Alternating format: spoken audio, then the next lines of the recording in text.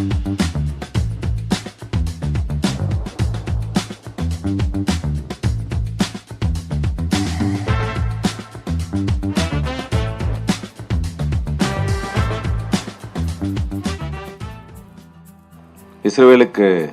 மகிமையாகவும் புறஜாதிகளுக்கு வெளிச்சமாக இருக்கிறதான ஆண்டவராகிய இயேசு கிறிஸ்து நாமத்தினாலே உங்களுக்கு எங்களுடைய அன்பின் வாழ்த்துக்கள்.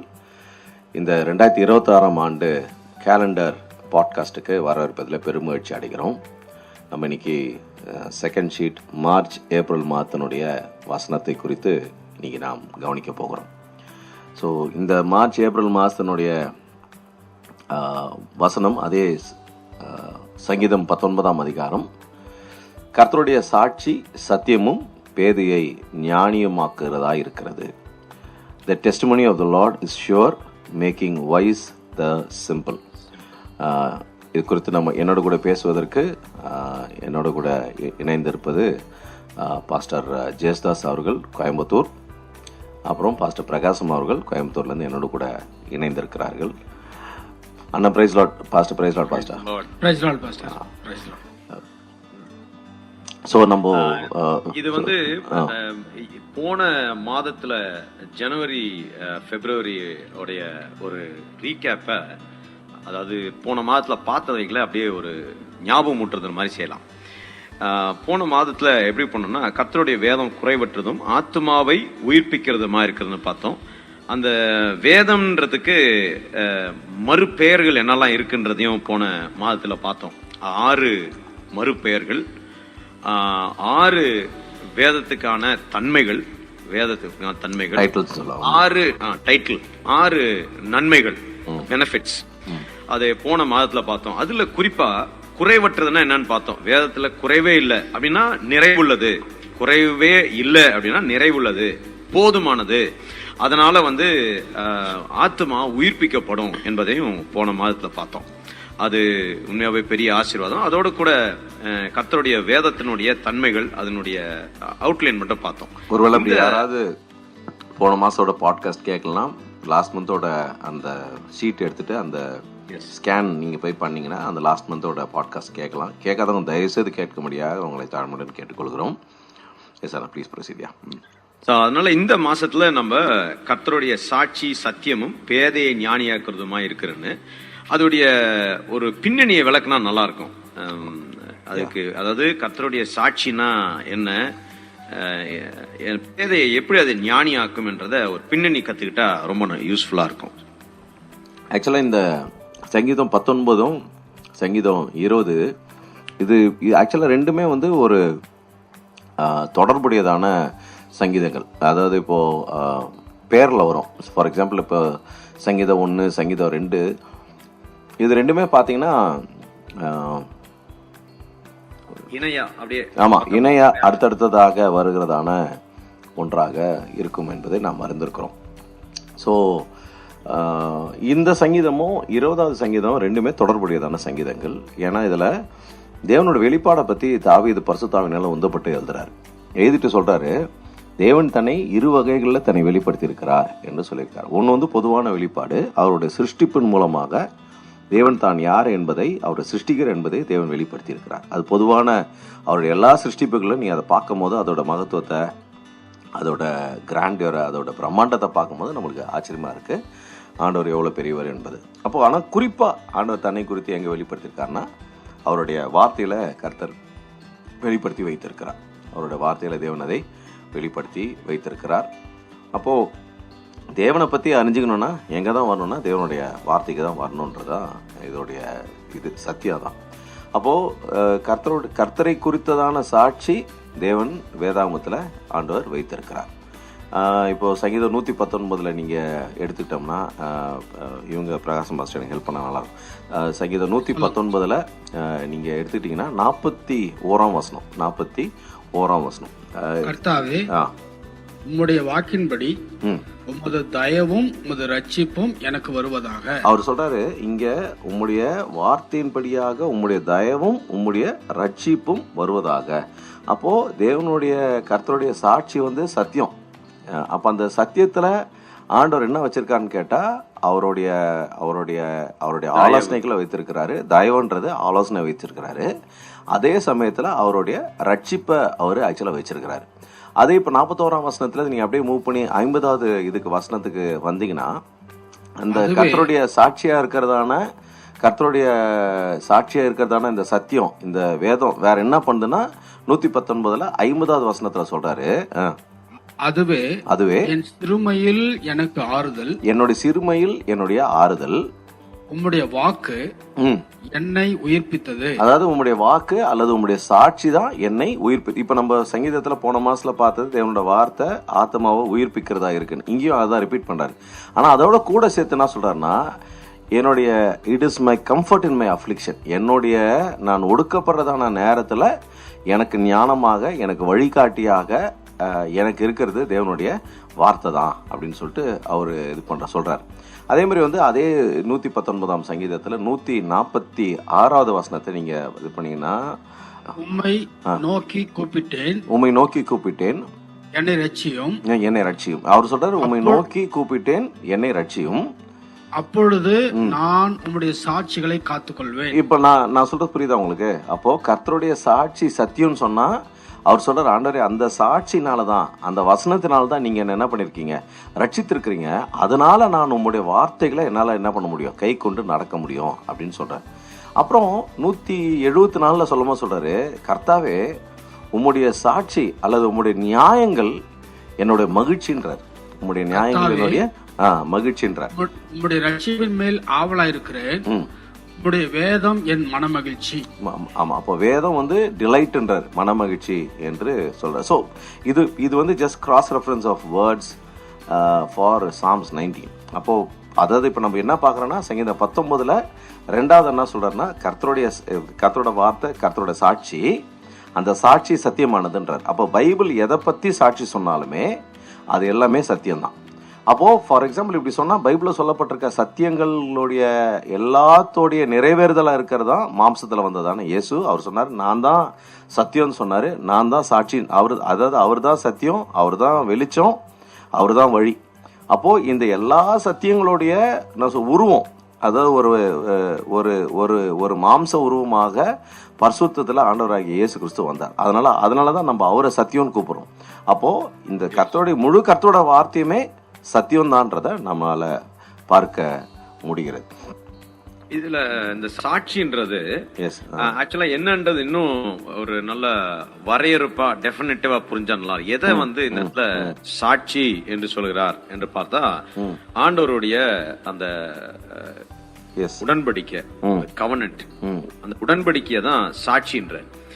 ஏன்னா ஆண்டவர் வந்து தனக்கான சாட்சி வந்து அந்த உடன்படிக்கையின் மூலமா தான் யார், அவருடைய அதாவது தரம் என்ன, அவருடைய எதிர்பார்ப்பு என்ன, அவர் யார் என்பதை அன்றைக்கு சீனாய் மலையில அதை ஆண்டவர் வெளிப்படுத்துறார். ஸோ அந்த கவனன்ட் தான் சாட்சின்னு இருக்கு. நம்மளுடைய பைபிளே பாத்தீங்கன்னா பழைய உடன்படிக்கை சாட்சி, பழைய சாட்சி, பழைய உடன்படிக்கை, புது உடன்படிக்கை அப்படின்னு தான்.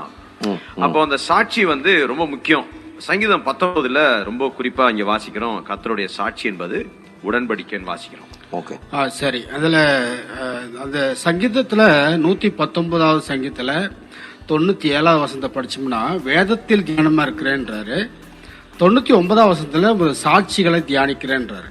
97ல வேதத்தியல் தியானம், 99ல சாட்சி தியானம். அப்படி என்ன சொல்ல வர்றாருன்னா, அந்த வேதம் தான் தேவனுடைய சாட்சி அப்படின்றது மிக அழகாக சொல்லப்பட்டிருக்குது. அப்படின்னு பார்த்தோம்னா, வேதத்திற்கு இன்னொரு பேர் நம்ம ஏற்கனவே போன மாசம் கூட பார்த்தோம், அநேக பெயர்கள் உண்டு. அதுல ஒன்று சாட்சி அப்படின்றத பாக்குறோம். சரி, இப்ப வந்து கர்த்தருடைய சாட்சி அப்படின்னு வருது இல்ல, அப்படின்னா என்ன அர்த்தம்னா, வேதம் தேவனுக்கு சாட்சி கொடுக்குது. தேவன் யாரு அப்படின்றத சாட்சி கொடுக்கறதுனால அந்த வேதத்திற்கு சாட்சி புத்தகம் என்றதான ஒரு பேர் இருக்கு. அதே சங்கீதத்துல 119ல 88வது வசனத்தில் படிச்சோம்னா கூட 9 வாக்கின் சாட்சி அப்படின்னு வாசிக்கிறோம். 9 வாக்கு தான் தேவனுக்கு சாட்சியா இருக்கிறது அப்படின்னு பார்த்தோம்னா, இந்த வேதாமத்துல நிறைய சாட்சிகள், தேவனை பத்தி நிறைய சாட்சிகள் கொடுக்குது. அதுல ஒண்ணு வந்து இந்த இஸ்ரேல் இருக்குல்ல, இஸ்ரேல் கூட ஆண்டவருடைய ஜனங்களா இருக்கிற இஸ்ரேல் தேவனுக்கு சாட்சியாக ஆண்டவர் ஏற்படுத்தியிருக்காருன்றது வேதம் சொல்லுது. வேதத்துல அநேக சாட்சிகள் ஏற்படுத்தப்படும். அதுல வந்து பாத்தீங்கன்னா ஏசாயாவுல 43 அதிகாரம் 11-12 படிச்சோம்னா வாசிக்கிறோம், நானே தேவன் என்பதற்கு நீங்கள் எனக்கு சாட்சிகள்ன்றார். அப்ப இஸ்ரவேல் இந்த தேவனுக்கு சாட்சி இருக்கிறாங்க அப்படின்றத வேதம் சொல்றதுனால அநேக சாட்சிகள் வேதத்துல எழுதப்பட்டிருக்கிறது ஒண்ணு. அடுத்து சாட்சின்னு பாத்தீங்கன்னா வானம் பூமி இருக்குல்ல, இந்த வானம் பூமி சூரிய சந்திரன் நட்சத்திரம் இது எல்லாமே தேவனுக்கு சாட்சியா இருக்குதுன்றது அவரால சிருஷ்டிக்கப்பட்டயா சிருஷ்டிப்புகள் எல்லாமே சாட்சியா சொல்லப்பட்டிருக்குது. உபாகமத்துல 30 அதிகாரத்துல மிக அழகா 19-20 வாசிக்கும் போது வசந்தம் மட்டும் நான் வாசிக்க விரும்புறேன். ஏன்னா ஆண்டவர் அதை இந்த தேவனுக்கு சாட்சியா எப்படி வச்சிருக்காரு, அதுல எப்படி ஆசீர்வாதத்தை ஆண்டவர் வச்சிருக்காரு அப்படின்றத உபாகமத்துல எழுதி வச்சிருக்காரு. உபாகமம் 30வது அதிகாரம் 19-20 வசனத்தை சற்று நான் வாசிக்க விரும்புகிறேன். நான் ஜீவனையும் மரணத்தையும் ஆசீர்வாதத்தையும் சாபத்தையும் முன் வைத்தேன் என்று உங்கள் மேல் வானத்தையும் பூமி என்று சாட்சி வைக்கிறேன். ஆகையால் நீயும் உன் சந்ததியும் பிழைக்கும்படிக்கு நீ ஜீவனை தெரிந்து கொண்டு கர்த்தர் உன் பிதாக்களாகிய ஆபிரகாமுக்கும் ஈசாக்குக்கும் யாக்கோப்புக்கும் கொடுப்பேன் என்று அவர்களுக்கு ஆணையிட்டு கொடுத்த தேசத்திலே குடியிருக்கும்படிக்கு உன் தேவனாய் கர்த்தரில் அன்பு கூர்ந்து அவர் சத்தத்திற்கு செவி கொடுத்து அவரை பற்றி கொள்வாயாக, அவரே உனக்கு ஜீவனும் தீர்க்காயுசுமானவர் அப்படின்னு எழுதப்பட்டிருக்குது. அப்ப இந்த தேவனுக்கு சாட்சி பாருங்க, ஆண்டு இதெல்லாம் வச்சிருக்காரு பாருங்க, வானம் பூமி அந்த சிருஷ்டிப்பு சாட்சியா இருக்குது. அடுத்து அவர் சொல்லும் போது இந்த சாட்சியை பத்தி சொல்லும் போது சொல்றாரு, அப்போஸ்தலர்கள் சாட்சியா இருந்தாங்க. அப்போஸ்தலர் புத்தகத்தில் படிச்சோம்னா அப்போஸ்தலர் சாட்சி எதுக்கு சாட்சி? அப்போஸ்தலர்கள் இயேசு கிறிஸ்துவுடைய உயிர்த்தெழுதலுக்கு சாட்சிகளா இருந்தாங்க அப்படின்றத அப்போஸ்தலர் 3வது அதிகாரத்துல 15-14 வாசிக்கிறோம். அப்ப இது எல்லாமே வேதத்துல எழுதப்பட்டபடினால, வேதத்திற்கு அநேக சாட்சிகள் எழுதப்பட்டபடினால, தேவனுக்கு சாட்சிகளாக இவங்க இருக்கிறதுனால அந்த புத்தகத்திற்கு சாட்சியின் புத்தகம் என்றதான ஒரு பெயர் இருக்கிறது என்பதை நாம் பார்க்கிறோம். இதுல ரொம்ப ரொம்ப முக்கியமானது லூக்கா 24 இயேசுவே உயிரோடு வந்த பிறகு இயேசுவே சொல்றாரு, அந்த சங்கீத புத்தகங்கள் வந்து எனக்கு சாட்சியா இருக்குது அப்படின்னு இயேசு சொல்லி இருக்கிறபடினால இந்த புத்தகம் சாட்சியின் புத்தகம். அதனால இது சத்தியம், இந்த சத்தியம் ஒரு பேதையை ஞானியாக்குதுன்றத வேதம் மிக அழகா தெளிவா சொல்லி கொடுக்கணும். அப்படியே இந்த சாட்சி பேதையை எப்படி ஞானியாக்கும்? பேதை அப்படின்னா அதாவது இப்போ வந்து ஃபர்ஸ்ட் வந்து கர்த்தருடைய சாட்சின்றது அவருடைய வேதம், அவருடைய வெளிப்பாடு, அவருடைய வசனங்களாகிய அவருடைய வேதம், அப்புறம் அவரால் உருவாக்கப்பட்டதான அல்லது தெரிந்து கொள்ளப்பட்டதான இஸ்ரவேல் ஜனங்க, அப்புறம் அவருடைய இதில் வந்து இப்போ இதில் சிருஷ்டிப்புகள், அப்புறம் வந்து அவருடைய இவங்க இதில் வந்து தீர்க்கதரிசிகள், அவரால் தெரிந்து கொள்ளப்பட்ட தீர்க்கதரிசிகள், அவர்களால் வந்ததான வெளிப்பாடு, அதுக்கப்புறம் அப்போஸ்தலர்கள், அப்புறம் சபை, இது எல்லாமே அவருக்கு சாட்சியாக. இப்போ ஆண்டவர் வந்து போகும்போது அவர் நம்மள இப்போ சாட்சியாக தான் வச்சுட்டு போயிருக்கார்.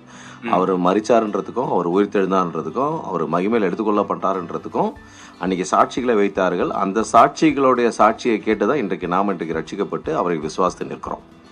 ஸோ அப்போ அது வந்து நம்ம சாட்சி வந்து இது கிளாரிஃபை பண்ணுறோம். அப்போ கர்த்தருடைய சாட்சி தான் சத்தியம்ன்றத, அதில் எல்லாமே உண்மைதான், அது வந்து உண்மை, அது வந்து நம்பக்கூடியது, விசுவாசிக்கக்கூடியது. அது எவ்வளோ தூரம் அது உண்மைன்னு கேட்டால் ரட்சிக்கப்படுவதற்கே அந்த சத்தியம் போதுமானது. Because to nullify the wrath of God, தேவனோட கோபாக்கின உன்னை விட்டு நீக்கப்படனா an absolute act of justice or absolute act of righteousness பண்ணும். அப்போது அந்த absolute act of righteousnessல ஒன்று என்னன்னு கேட்டிங்கன்னா அவருடைய சாட்சி சத்தியம் நம்புறது, அது வந்து one of the act of இது ஜஸ்டிஸ். ஆண்டவருக்கு முன்னாடி நியாயமாக நம்ம திருப்பி செய்யக்கூடியதுன்னா, ஆண்டவரே உங்களால் வெளிப்படுத்தப்பட்டதான உங்களுடைய சாட்சி சத்தியம் ஆண்டவரே, நம்ம அவர் பக்கமாக அந்த சாட்சியின் பக்கமாக நிற்கிறது, அது ஒரு பெரிய ஆசை. அப்போ இதோட பெனிஃபிட்னா இருக்குது. ஏன்னா எல்லாத்தையும் நம்ம செய்கிறோம், பட் செஞ்ச பிறகு இந்த சங்கீதத்தில் தாவீது இஸ் ரைட்டிங் அபவுட் 6 பெனிஃபிட்ஸ். அதில் இப்போ நம்ம செகண்ட் பெனிஃபிட் என்ன பார்க்க போகிறோம்னா, அது பேதையை ஞானியாக்குகிறது என்பதை it makes wise the simple. அதாவது பேதையா இருக்கக்கூடியவர்களை ஞானிகளாக மாற்றுகிறது என்று நம்ம அந்த இடத்துல வாசித்தோம். Yes, I think you want to add something. அந்த பேதை என்றது நீதிமொழிகள்ல 9ஆம் அதிகாரத்துல அழகா எழுதியிருக்கு. பேதை என்பது ஒன்றும் அறியாதவர்கள் எழுதியிருக்கு. Okay, it chase they know nothing. எதை பத்தினா மொத்தமா சரி தெரிய வேண்டியது ரெண்டே விஷயம் தான். ஒன்னு தேவனை பற்றி, அடுத்தது மனிதனை பத்தி. அந்த தேவனை பற்றி, அவருடைய சிருஷ்டிப்பை பத்தி, மனிதனை பத்தி. வேதம் மட்டும்தான் தேவன் யார் என்றும் சிருஷ்டிப்புகள் மனுஷனை சேர்த்தான் ஆல் தி கிரியேஷன்ஸ் என்ன என்று சிருஷ்டிப்புகள் என்ன என்று வேதம் மட்டும்தான் தெளிவுபடுத்துது. அப்ப அத அறிகிறனாலதான் ஒரு மனுஷன் ஞானி ஆக முடியும். ஞானம் எப்படி வரும்னா தகவல், பை இன்ஃபர்மேஷன், தகவல்கள். அப்ப அந்த தகவல்களை சரியா, அதாவது பொய்யான தகவல் அல்ல, அது நிச்சயமானது, அதான் சாட்சின்னு இருக்கு. அதை அறிகிறனால மட்டும்தான் ஒரு மனுஷன், பேதையா இருக்கிற மனுஷன் ஞானி ஆக முடியும், ஞானி. சோ வேதம் ஒரு மனுஷனுக்கு ஞானம், அதை குறித்து அப்படியே புதிய ஏற்பாட்டுல வரும்போது பார்த்தோம்னா இயேசு கிறிஸ்துவே ஞானமா இருக்கிறார்னு வாசிக்கிறோம். வேதம் தான் நமக்கு ஞானம், கிறிஸ்து நமக்கு ஞானமா இருக்காருன்னு வாசிக்கிறோம். தீமோத்தேயுக்கு அப்போஸ்தலனாகிய பவுல் சொல்லும்போது சொல்றாரு, உன்னை அது ஞானம் ஆக்குது, ரட்சிப்புக்கு ஏற்ற ஞானம் தருகிறது என்பதையும் அங்க வாசிக்கிறோம். அப்போ ஒரு பேதை ஞானி ஆவதுன்னா என்னன்னா, அவன் தன் பாவம், அறியாமை, மூடத்தனம், அப்புறம் எல்லா அந்த முட்டாள்தனத்திலிருந்து அவர்கள் நீக்கப்பட்டு, அறியாமையிலிருந்து நீக்கப்பட்டு நல்ல தெளிவுள்ள அறிவுக்குள்ள, கிறிஸ்துவை அறிகிற அறிவுக்குள்ள வருவதே ஞானம் என்று சங்கீதம் 19 7ஆம் வசனத்துல லாஸ்ட் பகுதியில் அதை பார்க்கணும். ஓகே, இப்போ ஆக்சுவலா அந்த அந்த இது வார்த்தை, அந்த சிம்பிள் இருக்குல்ல, இதுல பேதைன்னு இருக்குல்ல, பேதை பேதைன்ற இது வார்த்தை எபிரேய இதுல பாஷையில பெத்தி அப்படிலாம் பெத் ஆவ்னு சொல்லுவாங்க. சரியா? பெத் ஆவ். பெத் ஆவ் அப்படின்றதுக்கு இன்னொரு ஒரு அர்த்தம் அல்லது அதோடைய மீனிங் எப்படி வருதுன்னு கேட்டிங்கன்னா, ரூட் வேர்ட். அந்த இதோட பெத்தாவ் அப்படின்றதோட ரூட் வேர்டு என்னன்னா, ஒரு வீடு இருக்கு, அந்த வீடுக்கு வாசப்படி இருக்கு, அந்த வாசப்படியில கதவு இருக்கு. அந்த கதவு திறந்து வச்சிருக்கிறதான ஒரு வீடு ஒரு வாசப்படி வச்சு கதவு வச்சு அந்த கதவு திறந்துருக்குன்னு வைங்களேன், அதை தான் பெத்தாவ் சொல்லுவாங்க. ஸோ அந்த ஹீப்ரு வேர்ட், அப்போ அந்த சிம்பிள் பேதன்றத அவர் என்ன சொல்றாருன்னா, அவன் ஒரு திறந்த கதவு. ஸோ அப்போ நம்ம நல்லா கவனிங்க, ஒவ்வொரு வீட்லயும் நம்ம ஒரு வாசப்படி வச்சு நம்ம ஒரு கதவு வைக்கிறதுக்கு காரணம் ஒன்று இருக்கு. கதவு வைக்கிறதுக்கு எல்லா வீட்லயும் கதவு வைக்கிறதுக்கு ஒரு காரணம் இருக்கு. சிலது வீட்டுக்கு வெளியே இருக்கணும், சிலது வீட்டுக்குள்ள இருக்கிறது பாதுகாப்பா இருக்கணும். கரெக்டா? டோர் நம்ம ஏன் வைக்கிறோம்னு கேட்டா, we have to keep something out and we have to keep something in. உள்ள இருக்கிற சில விஷயம் பாதுகாப்பா இருக்கணும், சில விஷயத்தை உள்ள வச்சுக்கலாம், சில விஷயத்தை வெளியே தான் வைக்கணும். அது வெளியே இருக்க விஷயம் உள்ள வரக்கூடாதுன்றதுக்காக தான் நம்ம கதவு போட்டிருக்கோம். அப்போ இந்த வார்த்தை, இந்த சிம்பிள்ன்ற வார்த்தை என்ன அர்த்தம்னு கேட்டா, திறந்த கதை. அதாவது அதுக்கு there is no discrimination, everything comes in, everything goes out. அப்போ அந்த வார்த்தை லைக் இதுல சில பேர் சொல்லுவாங்க, I have an open mind, அப்படி சொல்லுவாங்கல்ல, திறந்த மனசு, திறந்த. ஸோ அது என்ன அர்த்தம் நான் கேட்டா, you say that you don't have an opinion, anything it can come in and anything can go out. ஆனா பைபிள் சொல்றது அப்படி இருக்கக்கூடாது, அது பேதந்து. சரியா? ஆமா. So having an open mind is not a character, it is not a virtue to be celebrated. சரியா? அப்போ அது முட்டாளை காட்டிலும் ஒரு படி மேல இருக்கிறது தான். ஸோ அப்போ நம்ம எதை பார்த்தாலுமே அதுக்கு நம்ம ஏதோ ஒரு முடிவு இருக்கணும். இது கரெக்டு, இது தப்பு, இது செய்யலாம், இது செய்யக்கூடாது, இது பரிசுத்தம், இது அசுத்தம்னு வரணும். அது என்னன்னே இல்லை, எனக்கு அதை பற்றி எந்த ஒப்பீனியன் இல்லைன்னு சொல்றது தவறாக இருக்கும். அதே மாதிரி அந்த சிம்பிள்ன்றது இங்கிலீஷில் அன்டிசர்னிங் இல்லைன்னா அன்இன்ஃபார்ம்டுன்னு சொல்லுவாங்க. அதாவது ஒரு பகுத்தறிவு இல்லாத அறியாமையில் இருக்கக்கூடியவர்கள். அதாவது பகுத்தறிவும் கிடையாது, அறியாமை, எதை பற்றியுமே அவங்களுக்கு ஒரு ஐடியா கிடையாது. ஆனா அப்படி இருக்கிறவங்களுக்கு ஆண்டவருடைய சாட்சி இருக்குல்ல, ஆண்டவருடைய சாட்சி அப்படியாக இருக்கக்கூடியவர்களை ஞானிகளாக மாத்துதுன்னு இருக்கு. அப்போ இதுல பாத்தீங்கன்னா எபிரேய பாஷையில பாத்தீங்கன்னா சக்காம், அதுதான் ஞானம்னு அர்த்தம். இப்போ இதுல ப்ராப்ஸ்ல வர்றது எல்லாமே சக்காம் தான். ஆனா இதுல கிரேக்க வார்த்தை பாத்தீங்கன்னா சொஃபியான்னு சொல்லுவாங்கன்னு நினைக்கிறேன், சொஃபியான்னு நினைக்கிறேன், if I'm not wrong. இதுல கிரீக் வேர்டு சொஃபியான்னு நினைக்கிறேன். சொஃபியா more into the eccentric world. அதாவது இந்த அரிஸ்டாட்டல், அப்புறம் அந்த மாதிரி ஒரு மாதிரி பிலாசபிக்கல் விஸ்டம் தான் சோஃபியா. ஆனா சக்காம் என்னன்னு கேட்டீங்கன்னா, இந்த உலகத்துல நீ வாழ்றதான நாட்கள்ல skilled in practical aspects of living, skilled in practical aspects of living. உண்மையாகவே இந்த வாழ்க்கை நான் வாழ்றதுக்கான ஞானத்தை குறித்து தான் இங்க. அப்ப அந்த பேதை ஞானையாக்கப்படுகிறது. இப்ப நீங்க சொன்ன மாதிரி கர்த்தருக்கு பயப்படுற பயம், ரட்சிப்பு, அதெல்லாம். பட் அது இன்னைக்கு நிறைய பேர் நினைக்கிறாங்க, அதெல்லாம் பெற்றுக்கொண்ட பிறகு உலக ஞானமும் நம்மளுக்கு தேவை, எதையும் பண்ணோம் அப்படின்னு யோசிக்கிறாங்க. அதாவது they don't think that the wisdom of God is good enough for you to lead a happy and a successful practical ஒரு லைஃப் வாழ முடியும்னு நிறைய பேர் தெரியல. பட் நீங்க வசனம் என்ன சொல்றதுன்னு கேட்டா, சங்கீதம் 19:7 என்ன சொல்றதுன்னா, அந்த ஞானம் ரொம்ப மேன்மையான ஞானம். இந்த பூமியில நீ ரொம்ப ஸ்கில்ஃபுல்லா வாழ்றதுக்கான ஞானம் வந்து அதில் இருக்கு. It is an art of living. அதாவது ஒரு எல்லாருக்கும் நீ வந்து பிரயோஜனம் அடையத்தக்கதா, உன் குடும்பத்துக்கு, உனக்கு, உன்னை சுற்றி இருக்க சமுதாயத்துக்கு, எல்லாருக்குமே டு த ஃபுல்லஸ்ட் நீ உன்னோட ஃபுல் பொட்டென்ஷியல் வாழ்ந்து உன்னுடைய அப்படி பண்ணுனா தேவனுடைய சாட்சியை, தேவனோட வார்த்தையாகிய அவருடைய சாட்சியை நம்புறவன் அவன் கண்டிப்பாக அன்எக்ஸ்பீரியன்ஸ், அதாவது ஒரு அனுபவம் இல்லாத, பகுத்தறிவு இல்லாத, அறிவில்லாத, அப்புறம் என்ன சொல்ற அறியாமையில் இருக்கக்கூடியவனா இல்லாதபடிக்கு நன்கு எல்லாவற்றிலும் கற்றுத்தேர்ந்த ஒரு தேவனுடைய மனுஷனா, ரட்சிப்புக்கே தேவைப்பட்ட ஞானமே அதில் இருக்குன்னா இன்னும் நீ வாழ்றதுக்கான எல்லா ஞானத்தையுமே கர்த்தர் உனக்கு கொடுத்து நடத்துவார்ன்றதான். That is how God makes the simple wise. Correct. அந்த பேதைய ஞானியாக்குறது. நீதிமொழிகள் 9:6 ரொம்ப அழகா இருக்கு. பேதமையை விட்டு விலகுங்கள், அப்பொழுது பிழைத்திருப்பீர்கள், புத்தியின் வழியிலே நடவுங்கள் என்று விளம்புகிறது.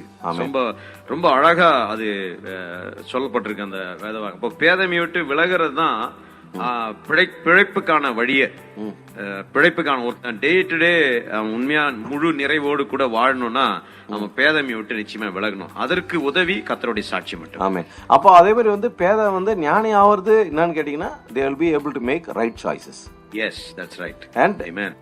இன்னொன்னு வந்து the ability to see things they are. அதாவது இப்போ இருக்கிற வண்ணமாகவே காரியங்களை பார்த்து பகுத்தறியத்தக்கதான ஞானத்தை கர்த்தர் கொடுப்பார். அவங்க எதையுமே மிகப்படுத்தி பார்க்க மாட்டாங்க, எதையுமே வந்து குறைவாகவும் பார்க்க மாட்டாங்க. எது எப்படி இருக்கோ, ஆண்டவர் எப்படி அதை பார்க்கறாரோ அதே பார்வையில இவங்களால பார்க்க முடியும். பார்க்கிற பார்வையிலே பார்க்க முடியும். அப்போ ஆண்டவரை போலவே இவங்களால கரெக்டான டிசிஷன் எடுக்க முடியும். அதை குறித்து இவங்களால கரெக்டான முடிவு எடுக்க முடியும். அப்போ நம்பர் 1, அவங்களுடைய முடிவுகள் ரொம்ப சரியான சாய்ஸஸ் ரொம்ப கரெக்டா இருக்கும்.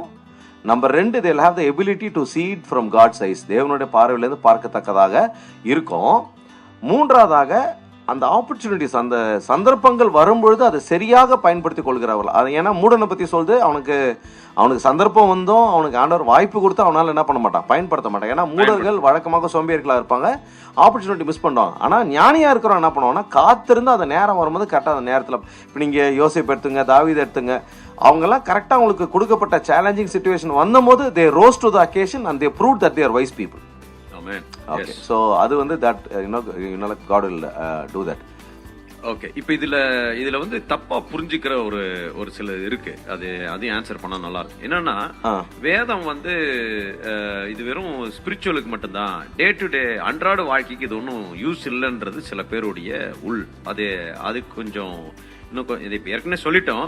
பட் இது நிறைய அப்படி இருக்கு, இப்படி யோசிக்கிறவங்களும் இருக்கிறாங்க. இது ஸ்பிரிச்சுவல் விஸ்டம் தான், இது டே டு டேக்கு ஒன்றும் யூஸ் இல்லைன்ற மாதிரி இருக்கிறவங்களும் இருக்கிறாங்க. ஓகே. இப்போ டே டு டேக்கு யூஸ் இல்லைன்றவங்களுக்கு என்னுடைய simple over the head answer என்னன்னா, whatever you see today and whatever நீ என்னதெல்லாம் பார்க்குறியோ, எதை நீ அனுபவிக்கிறியோ, எதை நீ தோற்றுறியோ, இது எல்லாமே தேவனால சிருஷ்டிக்கப்பட்டது. எஸ், சரியா? அண்ட் தட் சிருஷ்டிப்பு involve an amount of wisdom. இப்போ ஒரு நட்சத்திரத்தை உண்டாக்குறதோ இல்லை ஒரு மரத்தை உண்டாக்குறதுக்கோ அதுக்கு ஒரு பயங்கரமான ஒரு ஞானம் தேவை. அது என்ன ஞானம் நீ கண்டுபிடிக்கிறதா நீ PhD வாங்குற. ஆனா செஞ்சவர் அங்க இருக்காரு. அப்ப அவரு சொல்றாரு, என்ன நீ பாரு, நான் உன்னை பேதியா இருக்கிற உன்னை நான் உன்னை ஞானி ஆக்குறேன்னா, அவரால் சிருஷ்டிக்கப்பட்ட இந்த பூமியில நான் சொல்றேன், இந்த manufacturers manual to be wise அவர்கிட்ட தான் இருக்கு, பிசாஸ் கிட்ட கிடையாது. கண்டிப்பா கிடையாது. தானாக மனுஷனுடைய அவனுடைய சொந்த இதுல ஞானத்துல அவனால ஞானியா ஆக்க முடியாது. அவன் பார்வைக்கு வேணா இருக்கலாம், ஆனா அது வந்து நித்தியத்துக்கு நிக்காது, அது இருக்காது.